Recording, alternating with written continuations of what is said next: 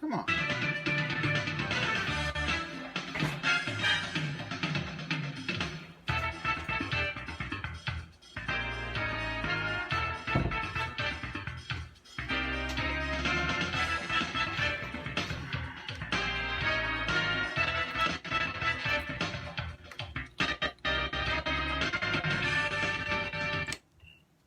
Okay, it's Tri-City Sports Now. I began telling you about last night's ETSU baseball game against Asheville. It was over in North Carolina. And admittedly, that's not going to be, attendance 186. I mean, come on. And it's a team with a 667 winning percentage against a team that's winning roughly a third of their games. 2-run victory. There are some questions, but at least Joe Panucci can save his staff for the UNCG series this weekend in Johnson City. But the big news, I guess, around ETSU is two things. One is that ETSU men's head basketball coach has announced that Damari Monsanto out of Pembroke Pines, Florida, has signed a national letter of intent to play for the Buccaneers in 2019-2020. Now, this is impressive because it's actually one of two, although it hasn't been official on the other one. Monsanto is a 6'6" wing, and he averaged 28 points a game with 11 rebounds, 3 steals, and 3 assists at Western High School. That's in Broward County. That's in South Florida. He was the Broward County Player of the Year, at least Class 9A, 7A. And please don't ask me what that is, but it sounds high, down there in South Florida. He led the Wildcats, his team, to the state regional semifinals. That was the deepest run in their school's playoff, or the deepest playoff run in school history. He was a first-team All-State 9A and scored 25 points in a first-round playoff game against Deerfield Beach. So that's big because that's a 4-year player. I mean, that sounds a lot like, let's say, a Bo Hodges, who, of course, was a Tennessee basketball, a Mr. Tennessee basketball out of Middle Tennessee, and, of course, fared very well these past 2 years, and really from the start, even though he was only a part-time starter his freshman year, got into a handful of games at the tip-off, although he was a major contributor. Certainly, he was a very fine, certainly he's been a very fine contender, and he had, similar performances in high school. So ETSU is able to get a pretty good prospect out of South Florida. But lo and behold, he's not the only player that they're going to get. In fact, from the same junior college as Devontius Payne, remember him, Logan, up in Illinois, they go by the nickname the Vols. And they're in the land of Lincoln, but they go by that. Clevante Patterson comes to ETSU. Patterson scored 15 points. I'm a bit skeptical of this just by reading his stats because Patterson was the third leading scorer on, yes, a very good junior college team, and he scored 15 points a game as a wing, but that was only third on the team. He did shoot 72% from the charity stripe. That was an Achilles heel of ETSU last year. Of course, there is the feeling that with no more Mladen Armus, that'll improve. But I am concerned about his turnover-assist ratio. It's about 1-to-1. Now, admittedly, he's a wing, not necessarily a point. He announced on Twitter last night that he is officially committed to East Tennessee State. And there you go, 2 recruits for ETSU. Of course, they've lost 5 players. It was thought, there'd only be 1 scholarship. Well, then there goes Rodriguez. There goes Armus. There goes 2 other players. And suddenly, Steve Forbes has his hands full. So it's the JUCO college transfer from Logan, or Illinois. And again, that's the same school that brought the Bucks Devontaeus Payne. Clevante Patterson, check him out by going to Logan's website, but also ETSU is announcing officially, and this is rather big, Damari Monsanto.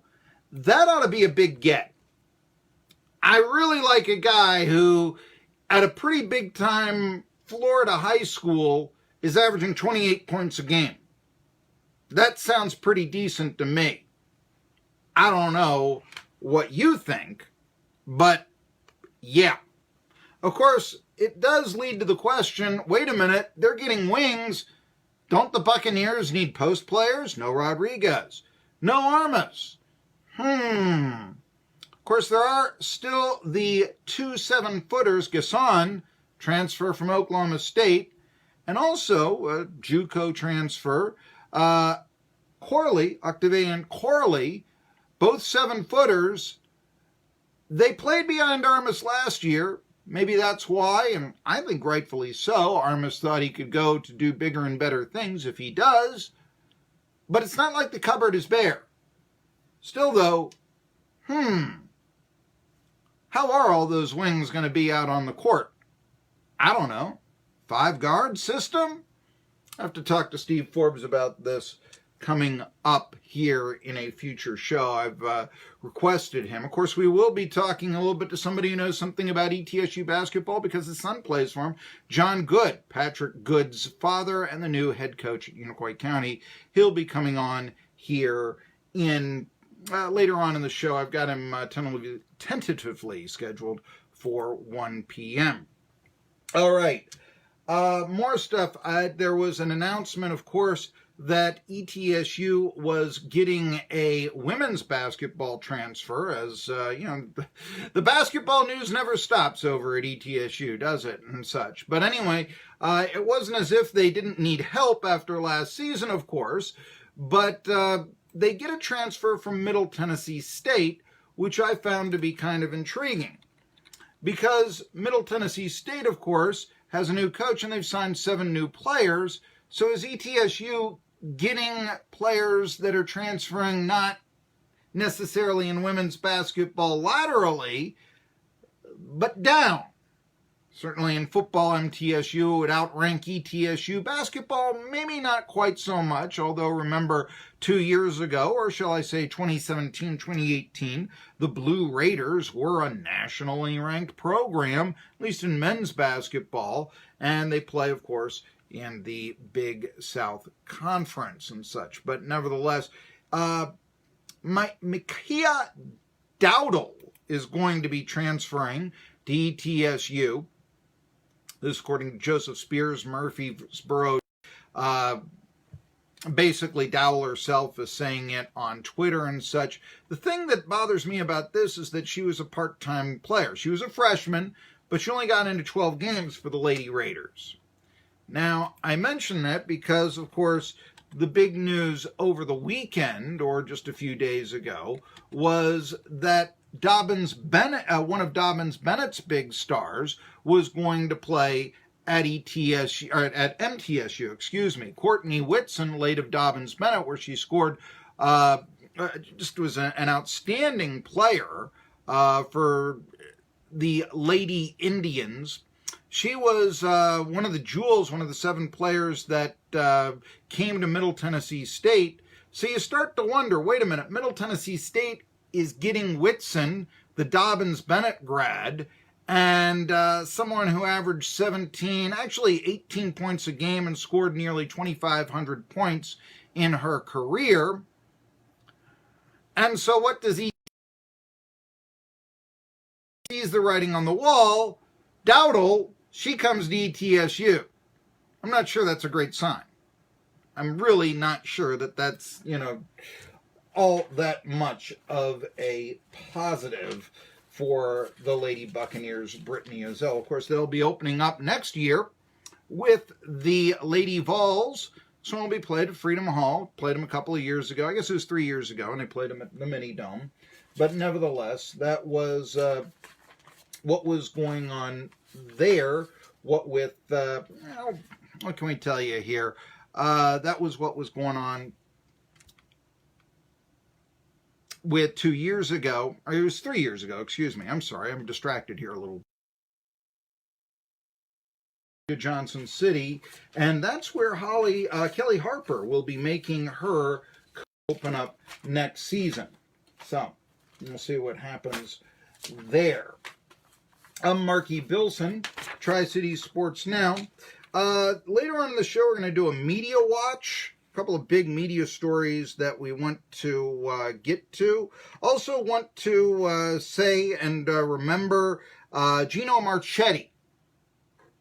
He's a legendary Baltimore Colt who fought in the Battle of the Bulge, but I knew him as a young boy from his hamburgers, and he was known for a voracious appetite. I'm going to get to that later on in the show. The Reds may be calling up a former Tennessee Volunteer. They're going to be talking about that. We've got some pro football news as well.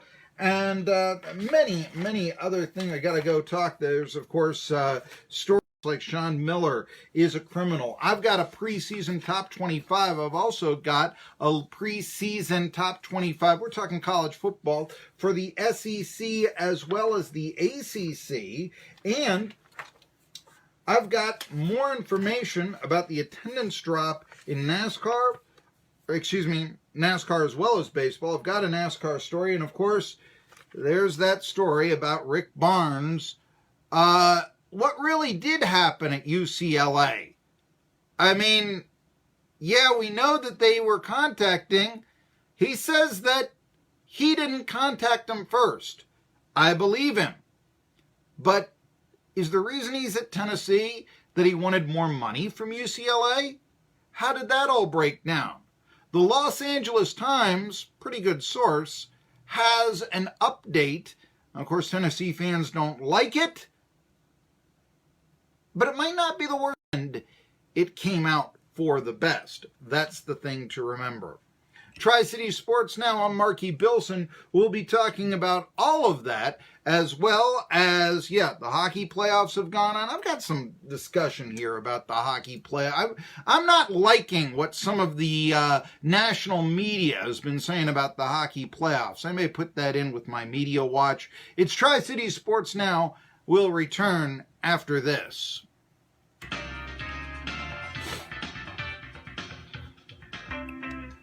If you love strawberries,